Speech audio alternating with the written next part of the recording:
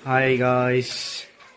Ngasi vlog wi tawrage ngasi jina ado aigi vlog sik aigi thumbnail ubadadi kaino habadu khangamani ado ai sarap ma hijarabada ngasi je aigi photo shoot ne de reels ne nam satune bako ado ai dum vlog ta ke kamane tawge adagi ngasi weather si nong di chu na sai ti chu buduna ne adum tawlai adum nongai bra wa bra habadu aigi video sida dum yengang khangbiragani adum mai time ga ilo hapsarage ai viewers singbu kaningai leitana thagachari aduga makata ba video myam leirabani ko myam na ai channel si subscribe to follow aduga mathang ai ju ngamna hona jarake si haijaraga mathangi journey for see satpire so this vlog lo keram tawri ma vlog ani thangai na mai ho le sa mai vlog to hapani cái nó làm sao lại xong rồi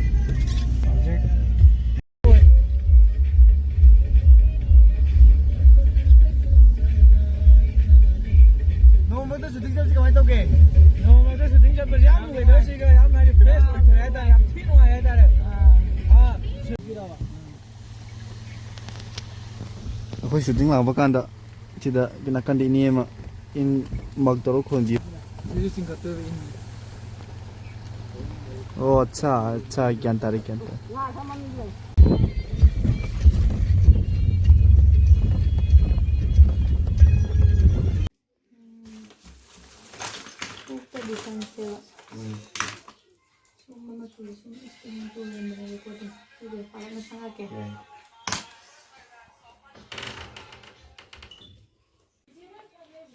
makeup loi đây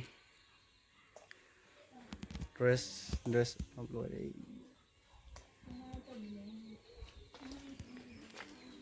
cameraman ne adagi choreographer ka gari munung da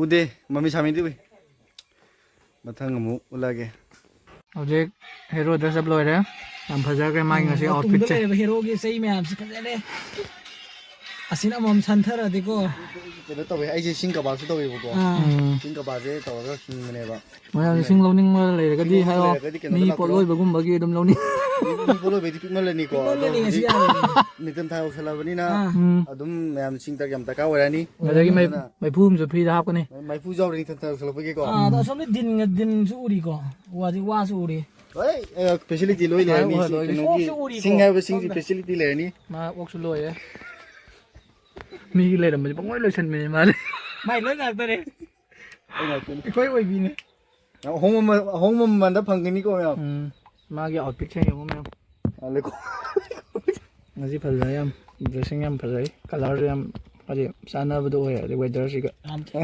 in lò cơ in ngay năng nạc tới đây mong ngài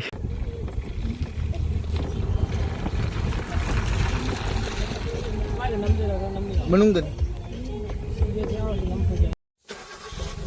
di shooting spot mafam lere kaina da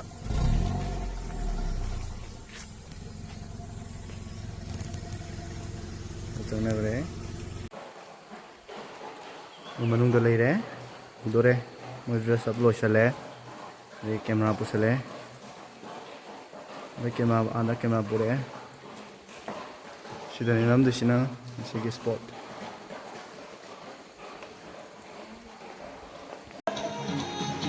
to yamba na light setup aure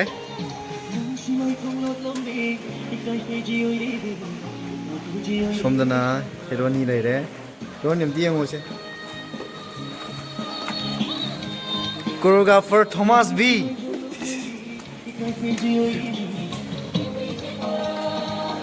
somda leine controlling atane controlling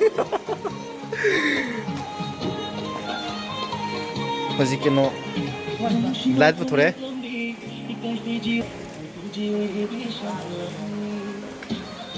Saya mesti ke range saya ke sini nubo bumbi gani.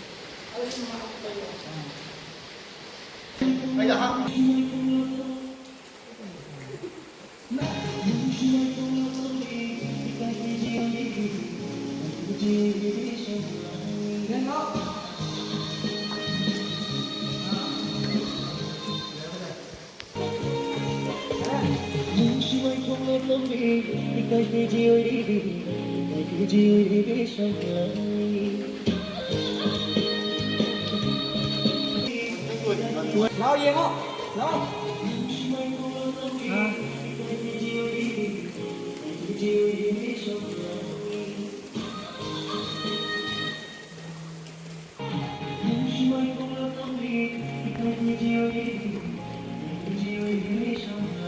Ai nói đi đó.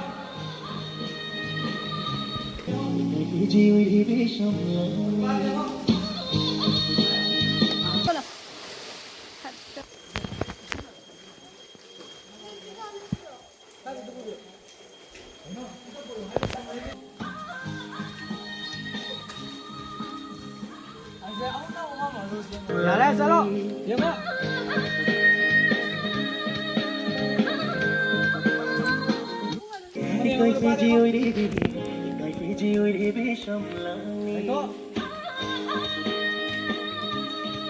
Nó hay ra tôi sẽ ai bằng nha. One,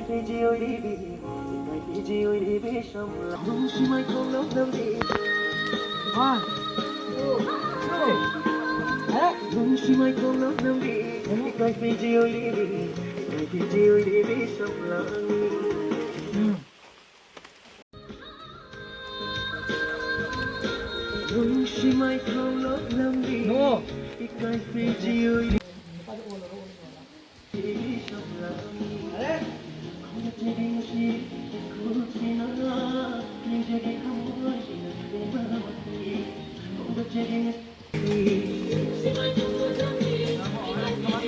Đấy có lên quá.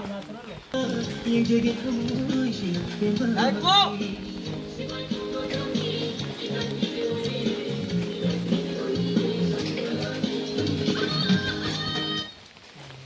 Đây.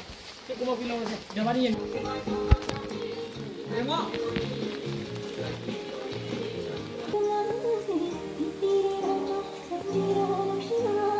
Xin ba lùi bay được một cái lâu.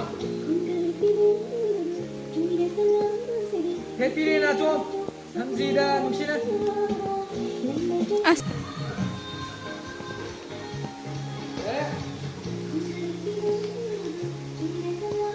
Happy đi. Làm gì đã nung xin à. No. Dia mau pada.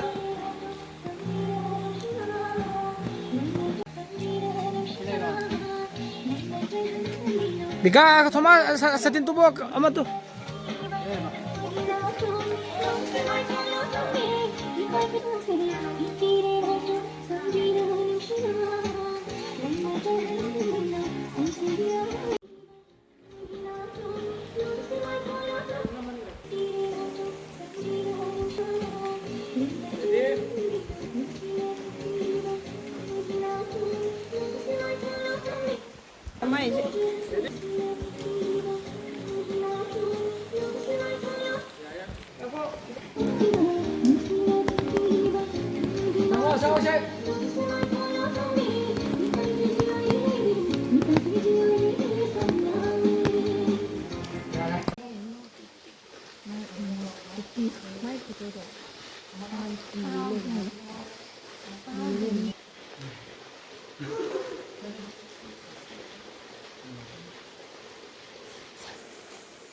Dress ꯑꯃ change ꯇꯧꯔꯦ ꯑꯗꯣ ꯍꯧꯖꯤꯛꯁꯦ refreshment ꯆꯥꯗꯣꯔꯦ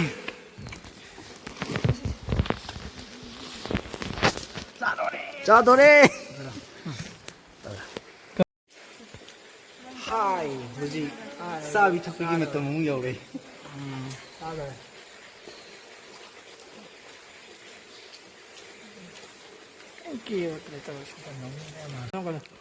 ꯑꯩꯈꯣꯏꯒꯤ ꯆꯥꯕꯤꯔꯤ ꯆꯥꯕꯤꯔꯤ ꯆꯥꯛ ꯉꯧꯕ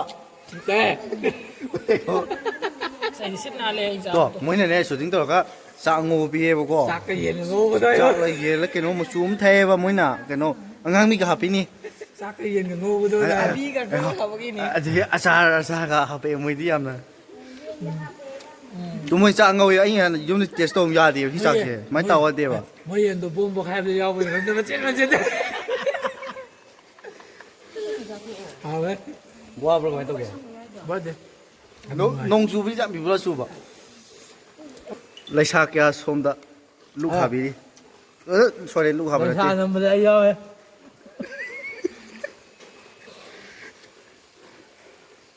ꯂꯩꯁꯥ ꯅꯠꯇꯦ ꯃꯧ ꯑꯃꯁꯨ ꯌꯥꯎꯏ ꯃꯃꯥ ꯑꯃ ꯌꯥꯎꯏ ꯃꯧ ꯑꯃꯁꯨ ꯌꯥꯎꯋꯦ ꯃꯃꯥ ꯑꯃꯁꯨ ꯌꯥꯎꯋꯦ ꯑꯩꯗꯤ ꯄꯪꯅꯝ ꯅꯝꯕꯗꯣ ꯉꯁꯥꯏ ꯅꯪꯒꯤ ꯏꯁꯩ ꯑꯃꯗꯤ ꯐꯪꯈ꯭ꯔꯕꯅꯤꯅ ꯑꯩ ꯊꯧꯁꯥꯔꯨꯗ꯭ꯔꯦ ꯍꯥꯏꯕ ꯑꯗꯒꯤ ꯅꯣꯡꯁꯤꯅꯁꯨ ꯀꯥꯏꯅꯗ ꯂꯩ ꯍꯥꯏꯕꯅꯤ ꯏꯃꯥ ꯌꯥꯔꯕ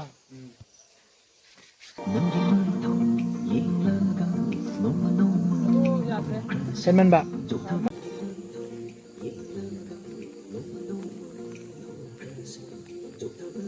ꯑꯝꯇ ꯂꯦꯞꯄꯣ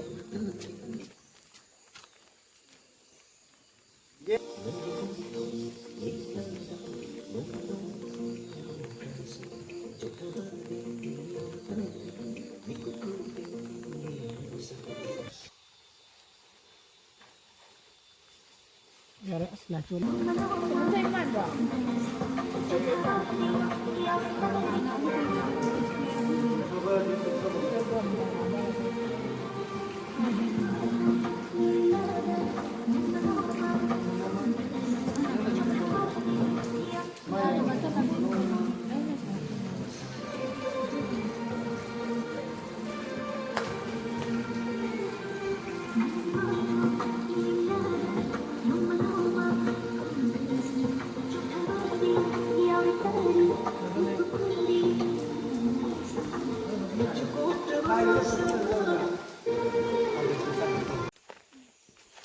ꯄꯥꯟꯄ꯭ꯔꯣ ꯀꯩꯗꯧꯔꯅꯤ